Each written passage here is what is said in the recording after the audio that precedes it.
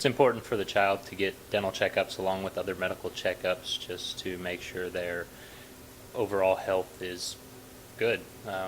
Children that come in at an early age and get accustomed to seeing the dentist just for cleanings and such, they tend to have a more positive outlook at going to the dentist. They're less fearful as they get older. Annual checkups help the family know what's going on with the child and help keep costs down. Actually, it's a good way to save money by maintaining as opposed to correcting later on. Depending on the age of the child, let's say if we start with the young children, 2 years to 6 years old, they're getting to the point where they actually want to do things for themselves, brushing their teeth on their own, which is great, but the parent also needs to still be involved. Those children they don't have the hand coordination, the motor skills that are required to do a really good job brushing their teeth.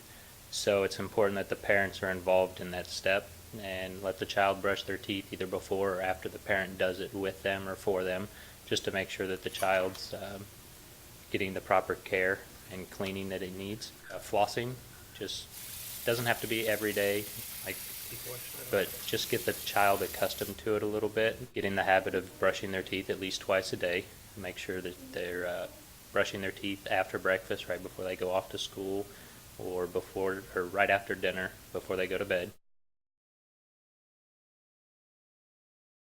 If the child's going to have sodas or Cokes, whatever, just make sure that they don't sip on them throughout the day. The way Cokes and things work is they lower the pH in the mouth, make it more acidic. It lowers it and demineralizes the teeth.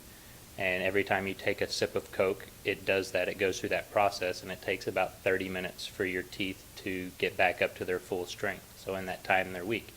So if you're sipping on a Coke, it demineralizes the teeth every time you take a sip. So it prolongs how long the teeth are actually in that weak state. It's always good to rinse with water after you've had a sugary or beverage, just to help wash some of that debris away.